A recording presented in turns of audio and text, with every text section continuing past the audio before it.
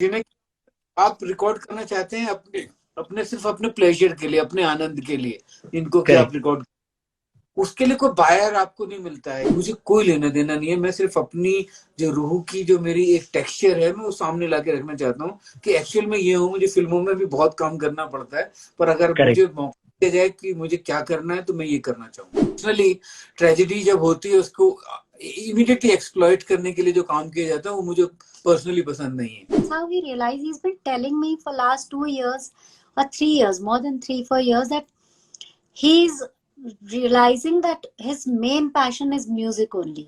So, ladies and gentlemen, welcome on this chat this evening on the Instant Bollywood handle, the extremely phenomenal Rekha Bharadwaj ji and Vishal Bharadwaj ji. कैसे हैं आप sir? Ma'am कैसे हैं आप? क्या एकदम ठीक है मेहर, आप कैसे हैं? मैं बहुत ही अच्छा हूँ sir. It's been a desire of mind to talk to you for many many years, both of you. तो आखिरकार आज बातें हो रही है on the Instant Bollywood handle and I am very excited about your new song. It sounds beautiful. पर गाने के बारे में बात करने के पहले सर ये तो बताइए, what made you decide to take this step at this point of time to create your own record label, to release songs like Dhoop Aane दो? ये क्यों आपने डिसाइड किया कि अभी ये सही समय हो चुका है? एक्चुअली बहुत वक्त से था, एक तमन्ना थी कि अपना म्यूजिक लेबल हो, क्योंकि फिल्म में बड़ी बंदिशें होती हैं। फिल्म में बहुत ये होता है कि सिचुएशन, कैरेक्टर्स, कहानी, प्रोड्यूसर, रिकॉर्ड कंपनी, सब कुछ जुड़ जाता है, तो उसमें एक कमर्शियल प्रेशर बहुत ज्यादा रहता है फिल्म बिल्कुल। में। उसमें अलग मजा होता है। पर कुछ गाने ऐसे होते हैं, या कुछ नगमे या गजलें, या जो कि कमर्शियलिज्म से ऊपर होते हैं, और बिल्कुल। जिन्हें आप रिकॉर्ड करना चाहते हैं अपने अपने सिर्फ अपने प्लेजर के लिए, अपने आनंद के लिए, इनको कि आप करेक्ट। रिकॉर्ड, उसके लिए कोई बायर आपको नहीं मिलता है। क्योंकि उसमें बहुत ही अच्छा काम बाहर लाने में सबसे ज्यादा परेशानी का काम होता है। तो मुझे बिल्कुल लगा, सर। और मेरे बहुत गाने ऐसे हैं, क्योंकि मुझे 30 साल हो गए अब कंपोज करते हुए। मैं 19 ईयर्स का था जब मैंने अपना पहला गाना रिकॉर्ड किया, वाह। आशीर्वाद। तो 30 से भी ऊपर साल हो गए मुझे एक्चुअली। मैं आई एम दैट्स 54। अमेजिंग। सो तो अब ये लगा कि इतने सालों में इतने गाने बनाए। इनफैक्ट वरुण ग्रोवर मेरे दोस्त हैं जो लिरिसिस्ट हैं। एक बार मैं उनके साथ एक फिल्म का म्यूजिक कर रहा था, वो गाने कर रहे थे, तो उन्होंने मुझे गाना सुनाया कि ये गाना मैंने कहीं लखनऊ में किसी महफिल में सुना, और किसी ने बोला ये आपका कॉम्पोजिशन है ये। उसने मुझे सुनाया, वो मेरा कॉम्पोजिशन था। डॉक्टर बशीर बद्री साहब की एक गजल है, मैं घना अंधेरा हूँ। तो उसने, और मुझे अच्छी बात तो ये लगी कि जो सुना रहा था उसने मेरा नाम लेके सुनाया कि उनका कॉम्पोजिशन है, और वो शायद क्या मुझे बात जानता है। बाद में। तो मुझे लगा कि ये मेरे गाने सब ऐसे ही मुंह उठाए देख रहे हैं, सालों से रास्ता तक रहे हैं कि कब वो मैं शेयर कर बाहर है। सकूं। हाँ। तो इसलिए मुझे, कि मैं नहीं चाहता कि मुझे मेरे गानों को कोई तराजू में तोले। गाने आपके बच्चों की तरह होते हैं।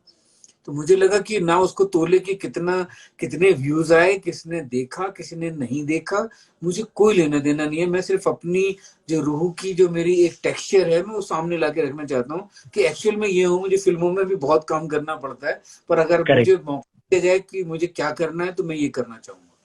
तो इसलिए that's music label. Fantastic. Ji.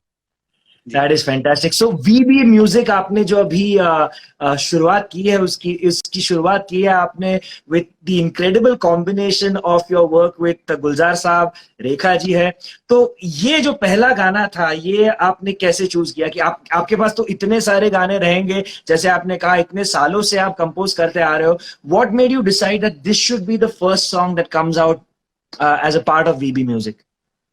Actually बहुत सारी चीजें एक साथ हुई। ये ऐसा कोई प्लान नहीं था कि ये म्यूजिक लेवल अभी हमको शुरू करना था। ये बिल्कुल ऐसा सब स्पॉन्टेनियस डिसीजंस हुए। एक तो क्या है कि लॉकडाउन की वजह से हम सबको, आई थिंक, अपने आप से कनेक्ट करने का, रिकनेक्ट करने का मौका मिल रहा है। और बिल्कुल। बहुत चीज मैं एटलीस्ट अपने बारे में जान रहा हूँ जो मैं नहीं जानता था। कि मैं अच्छी कुकिंग भी कर सकता हूँ, मुझे नहीं पता था। मैं रेसिपीज पढ़ के तमाम दुनिया भर की ऐसी चीजें बना लूंगा, मुझे नहीं पता था। और मैं इतना बड़ा फूडी हूँ, मुझे सच में 55 साल में पहली बार पता चला कि मैं क्या एक बात है। खाने का शौक है। नहीं तो मैं, मेरे लिए खाना सिर्फ ये था पेट भरना है, एनर्जी के लिए, काम करने के लिए। तो बहुत, ये जो गाना था, ये कोविड के ऊपर बहुत लोग गाने कर रहे थे, बहुत लोगों ने गाने किए, मेरे कंटेम्प्रेरी, मेरे फ्रेंड्स ने भी किए। मुझे बिल्कुल। हमेशा याद है जब इंदिरा गांधी जी की का जो असैसिनेशन हुआ था, तो उसके बाद बहुत गाने, तब मैं बड़ा यंग था, कॉलेज में था, फर्स्ट ईयर सेकंड ईयर में, तो बहुत गाने किए लोगों ने, मतलब एक के बाद एक गाने होते थे। तो मुझे तब से लगता था कि ये ट्रेजेडी को एक एक्सप्लॉइट करने के लिए जो हम लोग ये काम करते हैं, बड़ा अजीब सा होता है, और तमाम दुनिया भर की क्रिएटिविटी जाग जाती है जब ऐसा कुछ होता है। और उसी में बहुत अच्छे काम भी हुए। लता जी ने वो मेरे वतन के लोगों भी गाए, जो आज भी हम सुनते हैं तो फौजियों के बारे में सोच के आंखों में आंसू आ जाते हैं। तो बिल्कुल। पर्सनली ट्रेजेडी जब होती है उसको इमीडिएटली एक्सप्लॉइट करने के लिए जो काम किया जाता है वो मुझे पर्सनली पसंद नहीं है। बट इसलिए मुझे बहुत ऑफर हुए, बहुत मेरे बड़े क्लोज फ्रेंड है कृष्णा भाई, कृष्णा कोटक, उन्होंने तो बोला कि आपको सबसे पहले करना चाहिए गाना, और मैं नहीं कर पाया। सो फिर जब गुलजार साहब ने मुझे नज्म सुनाई, तो मुझे नज्म सुन के लगा कि ये तो बड़ा खूबसूरत एक्सप्रेशन है। तो मुझे इस तरह का एक बड़ा जेन्युइन, बड़ा इंटीरियर से निकला हुआ, अंदर से निकला हुआ एक भाव था जिसने मुझे छुआ, तो मैंने कर लिया। उसके बाद ही मुझे लगा कि कौन सुनेगा ये गाना, रहने दो, क्या करते हैं। मुझे अपना काम वैसे ही बहुत खराब लगता है जब मैं कर लेता हूँ। फिर रेखा ने और गुलजार साहब ने मुझे बहुत डांटा, बहुत धमकियां दी गई कि गुलजार साहब ने फिर मुझे बोला, एक काम करो तुम, ये गाना रिकॉर्ड करके सिर्फ मैं सुनूंगा, मेरे लिए कर दो, और क्या किसी के बात लिए है। मत। तो जब हुआ तो फिर मुझे भी बड़ा अच्छा लगने लगा कि ये तो बड़ा अच्छा है। फिर तभी हमारे दोस्त हैं तारसेम, जो टीएम मैनेजमेंट के हैं, उनसे भी उन्होंने बोला कि आप अब लेवल शुरू कर लीजिए, सालों से ये बात चल रही थी। तो मुझे लगा कि चलो ये गाना बहुत अच्छा है, इसको कोई सुनने वाले लोग बहुत कम होंगे, और तो चलो ये गाना एकदम बेस्ट है, मेरे लेवल को एकदम रिप्रेजेंट करेगा कि बहुत कम लोग जिस गाने को सुने। पर ये तो उल्टा, को बड़ा पसंद आ रहा है, बड़ा अच्छा लग रहा है। तो सॉरी, मैंने बड़ा लंबा जवाब दे दिया। रेखा से नहीं, सवाल। कोई जल्दी नहीं है, यही तो सुनना है सबको, सबको एक्चुअल कहानियां सुननी है, क्योंकि हर गाने के पीछे इतनी सारी कहानियां होती है। तो आपको कैसे लग रहा है लॉकडाउन में एक दूसरा अवतार विशाल जी का देखने के लिए, जो घर पे बैठे हुए हैं, खाना बना रहे हैं, आपके साथ काफी समय बिता रहे हैं? क्योंकि नहीं तो जब लॉकडाउन नहीं था वो तो शायद काफी बिजी रहते होंगे, आपके साथ ज्यादा समय मिलता नहीं, और आप भी इतना ट्रैवल कर रही थी, यू वर परफॉर्मिंग एवरीवेयर। तो ये जो पूरा माहौल हुआ है इन पिछले 3 महीनों में, आपको कैसे लगा है इसके बारे में? इसमें ये हुआ कि शुरू के 15 दिन तो लगा कि दोबारा से हम जैसे विशाल के स्ट्रगल के टाइम में 93 में अम्बोली में रहते थे उस टाइम में आगे, लेकिन धीरे धीरे फिर काम का प्रेशर बढ़ता गया। विशाल ऑल्सो रियलाइज के ज्यादातर काम जूम कॉल पे, इतने सारे लाइव चैट्स करने पड़ रहे थे, तो हमारा मिलन बहुत कम हो गया। घर में रह के तो मैं रूम में कुछ बताने जाऊं तो देख रही हूँ कि विशाल की अब राइटिंग की जूम कॉल है, अब म्यूजिक की है, अब लेबल लॉन्च करना है तो अब वो डिस्कशंस चल रहे हैं, उसका लॉ, ये सब। तो उसमें ये वो होता है ना कि एक सामने है, सब साथ साथ हैं, लेकिन सब अपना अपना काम कर रहे हैं, इंक्लूडिंग आसमान आसान। और वो बड़ी अच्छी फीलिंग थी कि हम ना कोई बेल बजाता, ना कुछ करना, सिर्फ सामान आएगा, सिर्फ सामान लाएंगे, उसको सैनिटाइज, वो काम बहुत बढ़ गया। लेकिन जितना वक्त हम लोगों ने साथ में गुजारा है, खाना एटलीस्ट साथ खाएंगे, दोनों टाइम का नाश्ता साथ करेंगे, शाम नाश्ता। और उसमें जो ये क्रिएटिव वो हुआ, शुरुआत हुई कि विशाल का टाइम एक बांधा के शाम को खाना बनाने के पहले आधा एक घंटा जरूर बैठेंगे।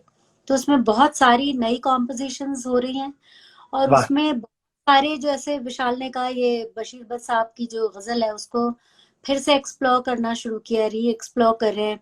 और विशाल ने आईपैड पे रिकॉर्ड करना सीख लिया, तो छोटा सा एक अपोजी का माइक है, वो लगा के विशाल रोज बैठ जाते थे अपनी दुकान लगा के, कि चलो भाई आ जाओ। फिर कहते थे अरे तुम तो तैयार ही नहीं हो अभी गाने के लिए, फिर गवाते रहेंगे गवाते रहेंगे। तो उसमें काफी चीजें वो रिकॉर्ड हो गई, and that's how we realise, he is been telling me for last 2 years or 3 years, more than 3-4 years, that he's realizing that his main passion is music only.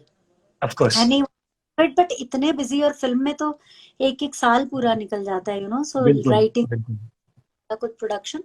So then he said अब करते हैं। तो ये जैसे गुलजार साहब के गाने का हुआ, फिर यही हुआ कि इससे बड़ी बात क्या होगी, because it's like a blessing कि अगर गुलजार साहब का लिखा गाना और उनके गाने से अगर शुरुआत होगी म्यूजिक लेवल की, तो व्हाई नॉट। तो एब्सोल्युटली। धीरे पूरा सब चीजें अपने आप उधर, मतलब वो कहते हैं ना डिवाइन इंटरवेंशन हुआ and everything fail into place. तो मैम पहले आपको पूछना चाहूंगा कि मैंने ये पढ़ा था कि विशाल जी वैसे भी उनके बाकी के फिल्मों के प्रोजेक्ट्स हो, जो भी म्यूजिक प्रोजेक्ट्स हो, वो हमेशा आपके साथ वो डिस्कस करते हैं। I am sure as when you are at home, जब वो कुछ कंपोज करते होंगे वो आपको सुनाते होंगे, and you never put your foot forward saying कि मुझे ये गाना गाना है। This is what I have read. How did this song come to you? क्या उन्होंने सीधा कहा आपको कि ये गाना आपको गाना है, या उन्होंने बस सुनाया आपको? How did this work? नहीं, ये तो क्योंकि एक तो लॉकडाउन में लॉक्ड है तो घर साथ ही गाना है, and he is been wanting के लेबल का हो रहा है तो हम अपने गाने करेंगे। और Right. हमारे डुएट गाने कभी हमने गाए नहीं है। हाँ, अगर आप देखें कभी डुएट साथ में गाए नहीं। वो साथी रे वाज वो वेरी साथी रे, हाँ वो साथी रे सुपर हिट हुआ, सबको बहुत पसंद आई आया। फॉर इंडिया जब किया तो बेसिकली दैट्स द टाइम जब ज्यादा हुआ कि अरे this is what we can do, because he realised and we realise के इतनी लिमिटेशन में भी म्यूजिक इज समथिंग कि आप किसी के लिए भी आपको वेट करने की जरूरत नहीं है। तो ही लर्न टू रिकॉर्ड। वो साथी रे was actually the main trigger point two do this, and he said कि अब हम बस अपने रिकॉर्ड करेंगे, हर महीने रिलीज करेंगे, जल्दी हो गए तो और जल्दी रिलीज कर लेंगे, एंड दैट्स हाउ। तो वो साथी रे वाज सो एनकरेजिंग। एंड विशाल बहुत पहले भी कहते थे कि हमको 7 एल्बम करनी है, लेकिन हमारी रेंज की प्रॉब्लम होती है। मैं नीचा गाती हूँ, विशाल उतना ही ऊंचा गाते हैं, तो मिड रेंज में आना मुश्किल होता है। बट दिस ही कंपोज्ड इस तरह से, तो उसमें हाई पार्ट्स जो है वो विशाल ने गाए इसलिए, और मेरे लिए पार्ट दैट्स हाउ। और गुलजार साहब का भी था कि तुम नहीं बिल्कुल, जैसे अभी आपके फैंस कह रहे हैं कि we need more such songs, ऐसे ऐसे और गानों की जरूरत है। बिल्कुल ऑलरेडी हो चुकी है शुरुआत।